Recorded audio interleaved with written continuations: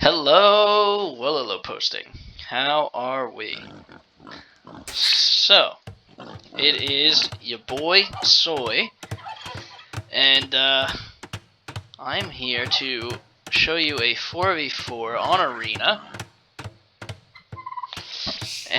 And the main reason I want to show you this game is actually because of this guy right here. There is one play that he does in this game that essentially wins. So it was a dogfight for the majority of the game, like back and forth, kind of a toss-up between whichever team was going to win, whether it was the odds or the evens. Evens being on the far left side and odds being on the far right. Now, Teal, under the name of Fantastic Four, he is playing as the Teutons, and he does probably something some of you have seen before, but very, very rarely happens in the Age of Empires community nowadays.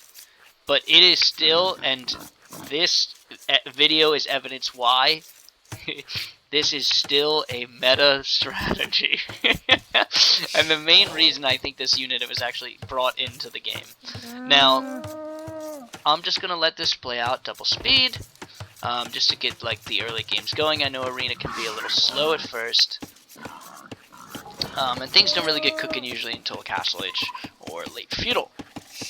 Now, or if you're me and I am mad and we're both playing as Cubans, then you're gonna get the game starting at early Feudal when we ram rush. If you haven't seen that video, I will be probably posting it pretty shortly.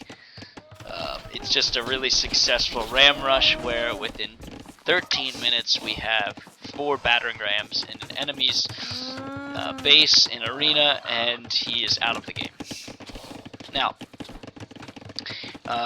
just to go forward, I Am Mad is a part of the Age of Empires Willalo posting community. He is Scott. He's one of the moderators that works for the Facebook group, actually. Fantastic Four, as I said, is a random that we just picked up along the way. Green is Tulip Speculation. He's known as Krupa. He's also one of the other moderators within Willalo posting. And then there's me on the flank, playing as the Vietnamese. I Am Bad. Now, the enemies, just in case we ever see them again, Elfizgin Morbossum. Sorry, I probably butchered that name, but it's your fault for having a tough name. He is playing as the Koreans in orange. We have Eleazar, CG. You know, it really is your fault for having a tough name. But he is playing as the Gujaras in purple. Now, Gujaras are a new civ added to the dynasties of India, and they definitely have strong camels, as well as elephant archers, and a unique unit that is a chakram thrower, which is essentially like a throwing axeman and a Geppetto and a scorpion, all tied into one. So it's like the speed of Geppetto, the strength of throwing axeman, and the piercing damage with going through multiple units of the scorpion. Now, there's also the Goths in pocket as Daniel F, and now Daniel is going to be a key part of this team. I'm not sure if any of the even numbers know each other, but player 4, yellow, Daniel F, he is a powerhouse in Imperial Age, as Goths usually do become. And you'll see what happens. I don't want to ruin anything. We also have Pulls on the flank, played by Coda in red. Now, Feudal Age is pretty quiet, actually. We're all pretty much just trying to get our ways up. And this is actually what worries me here is 3 in Feudal Age, right to stone. 4 to stone right away. as Koreans. So faster stone mining, that means he's gonna go for the castle. He's got the scout. He's already scouting what he's gonna hit. Luckily, if I was using these idle villagers, luckily I go stone pretty early as well, because I also plan on dropping a castle so I can get rat 10 archers out. Which, if you ever see me play Vietnamese, I will always, always, always go rat 10 archers. There's no other reason to play this civilization aside from Imperial skirmishers. Rat 10 archers are essentially a stronger, not as fast, but still pretty freaking fast, plumed archer. I think they're a plumed archer on steroids, pretty much. Now, red goes for a castle drop here, which triggers a castle from gray. So we're going to have a castle standoff in arena, as we always do. And then on the other side of the map, orange is planning on dropping a castle on me. Now, I still have another 40 seconds to go until I'm out of castle age, and I don't believe I've seen this. Oh, I have seen it, okay.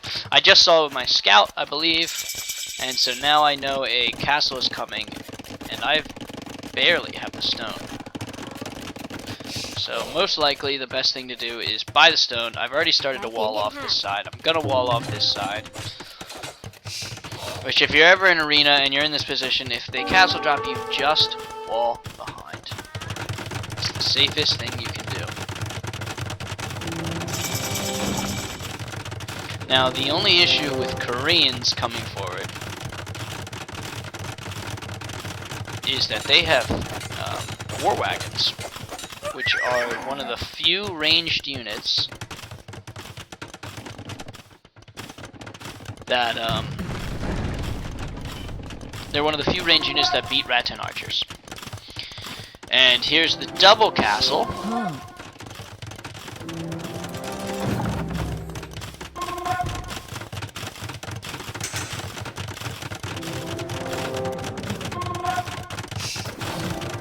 So now I have two castles on my front. Meanwhile, nothing has come of this. Just a stalemate. They're both even out of range from each other. So I know I'm gonna need an eco. He's trying to castle drop me on this side as well. So my thought process is build a house wall, don't let him come over this way again. However, he comes a little bit back and he just builds the castle here. Now, this wouldn't be as effective, but it's still effective nonetheless, because it does cut off any route here to here, be able to circle around, flank behind.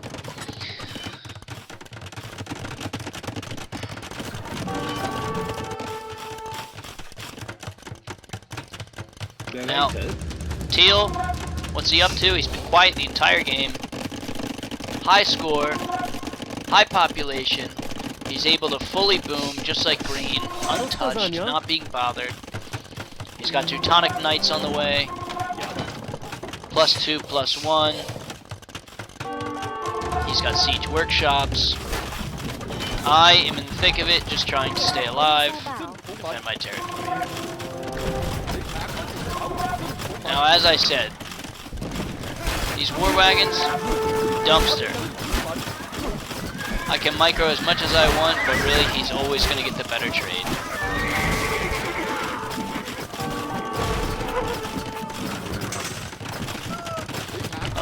Fortified wall is in. I needed it to stay alive, and I need to cut off this entrance here.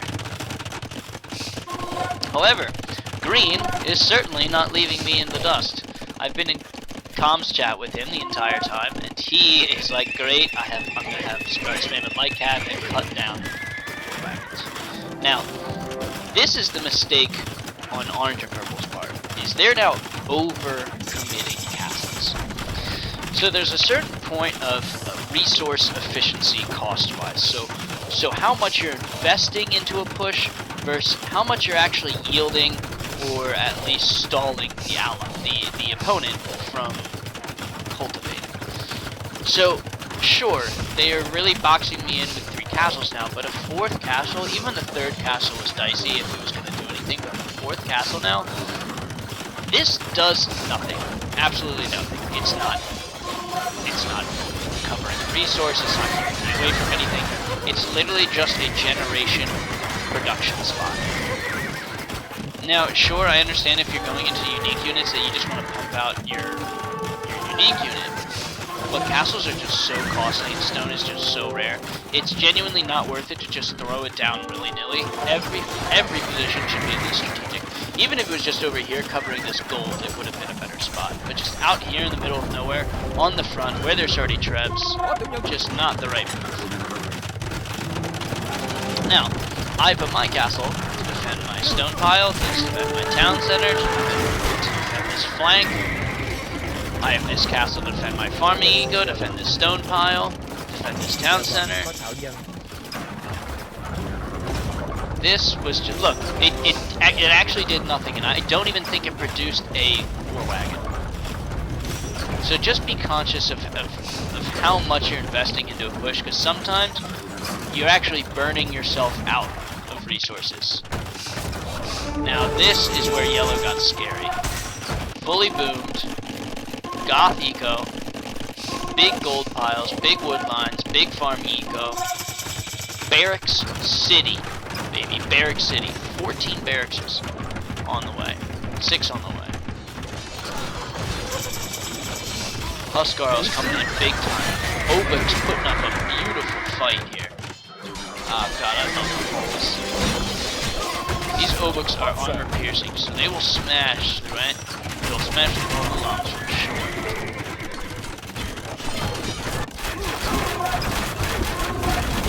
However, look, he's lost every single castle now because he put way too many castles in the front where he wasn't able to support them with treads.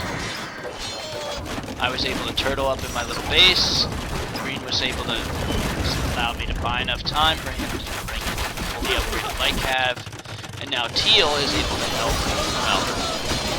Well, he's able to help, but really he's just sending like 10 pikemen. as an army of red and yellow are just in crazy ghosts. Green has to come all the way over and protect him.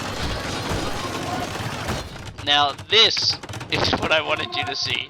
This is a game-changing move. So yellow's fully on here.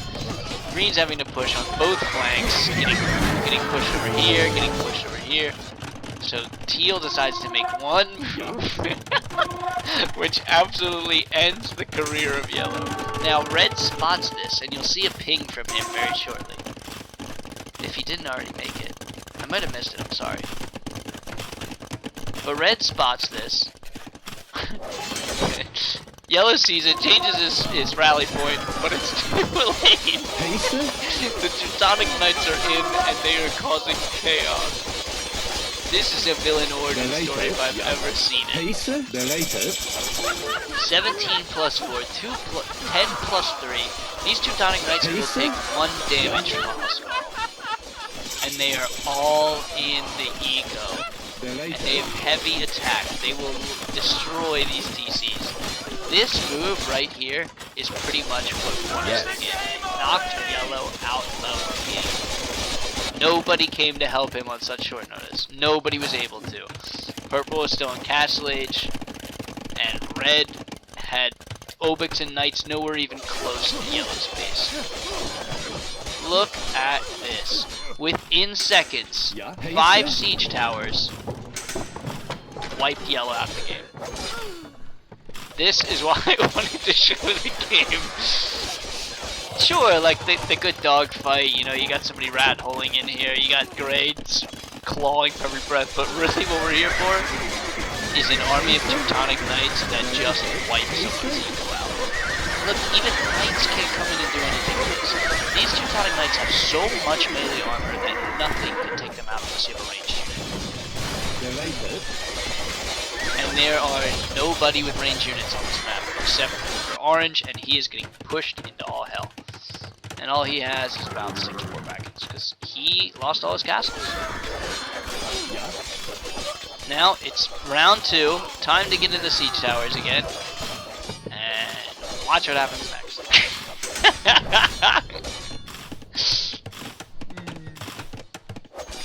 Still a couple Teutonic Knights cleaning up the job. So now yellow has no eco at all. 0 wood income, 0 food income, 0 gold income. And who's next? You better believe it, it's your boy purple. And here come the Teutonic Knights just surging forward. Green's like, oh look, we're deeper and deeper in. Meanwhile, we're pushing on the front, they're not able to stabilize themselves. Green absolutely flooding with 15 stables.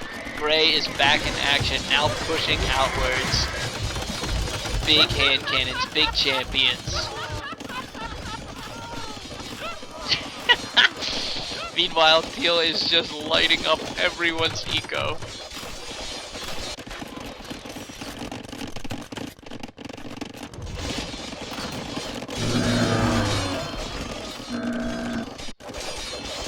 And now Gray is fully pushing it back. Red is now off the offensive. Yellow is nowhere to help anybody. GG is called. Such a fun strategy. And what I said before, this is exactly why I believe that siege towers were added into the game. They were added to make Teutonic Knights part of the meta once again.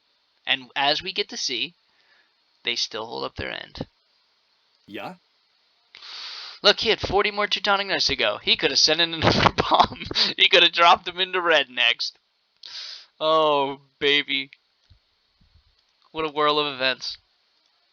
Let's take a look at the statistics. I apologize for not giving everybody a full, deep,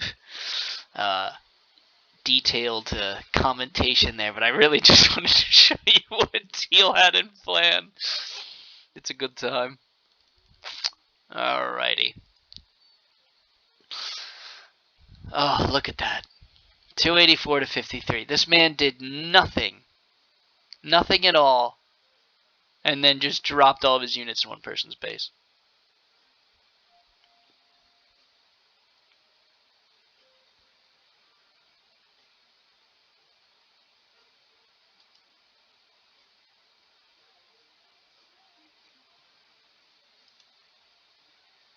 Yeah, but it was a fun game nonetheless. Thanks for stopping by while we were posting. Hope you learned a little something.